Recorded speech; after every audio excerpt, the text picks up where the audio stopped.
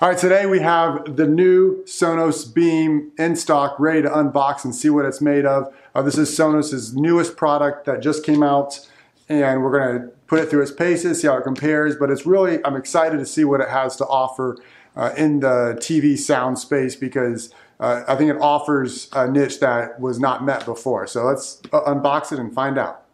So the packaging on the Beam is similar to other SONOS products, probably not as fancy as what we saw in the Play Bass or the Play 5 where you have the notches on the sides, but let's see what's in here anyway. And we've got a nice reminder that we're buying a SONOS product. So inside it's pretty clean setup. Notice that we're using all cardboard now, and there's no styrofoam in this box.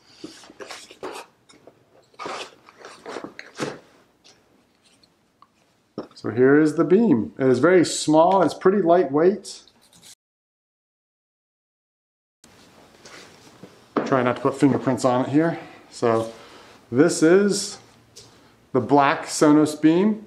And it's, pretty much what you expect. It is a cloth front, so that takes a cue from the play bar design versus the plastic grill on the Play Bass and some of the other newer speakers. I would imagine that's probably a little bit of a cost-saving move because this is pretty aggressively priced. On the back, we have our HDMI port, so that's going to support HDMI coming from your TV.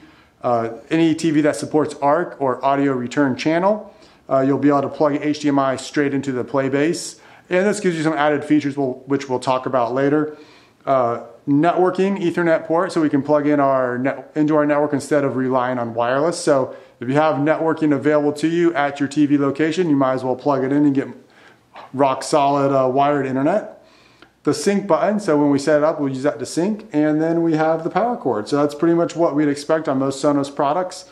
On the top, we do have the touch button. So we have play, pause, and volume up and down. We also have the microphone here, and this is where you can tap on the microphone to turn it off. So the microphone is off and it's not, so you don't have to worry about anything listening in the background, any voice assistance, but it does have the microphone on here, and so you can use Alexa commands through the SONOS Beam. So if you use Alexa, then you can have Alexa control your music and everything just like you would on any other Alexa device. Something that's neat about the SONOS Beam as well is that it does support Apple's AirPlay 2 and Siri commands. So you can AirPlay from virtually any app on your phone and get the sound to come out of the SONOS Beam. That'll work on the Beam, SONOS One, Play 5, and Play Bass as well. And so that's one new feature that just came out just ahead of the launch of the Beam a few days ago. It also allows you to use Hey Siri, so you can actually add the Beam to your home app and use Hey Siri from your phone or from a HomePod, so you can say, Hey Siri, play this, through my SONOS Beam. So it's pretty cool because it gives you the option to choose which voice service you want, or you can use multiple voice services. So you can use Siri and Alexa, or you can only use Alexa, or you can only use Siri. And at some point in the future, it will support Google Home as well. So we'll find out once that comes out. So basically, you can use any of the major voice command systems with the SONOS Beam. So that's the SONOS Beam. In the box, you're going to have your getting started guide, which is going to give you basic instructions on how to get set up. And then you'll have a power cord. So if we open this up,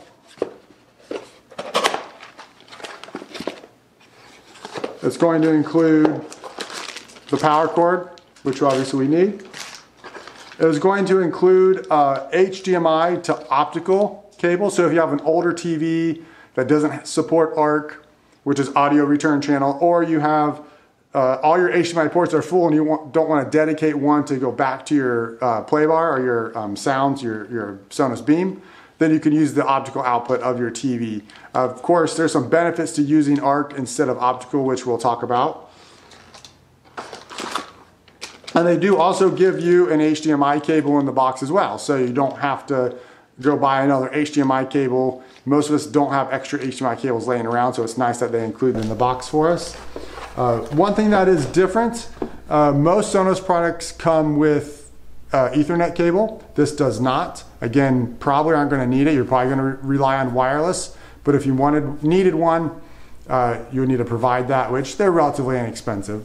Also, compared to the play bar and the play base, you'll notice there's no optical cable included because, of course, they're wanting you to use the HDMI cable for your audio input to the beam. And if you do need the adapter, you're still going to go HDMI from your TV to the adapter.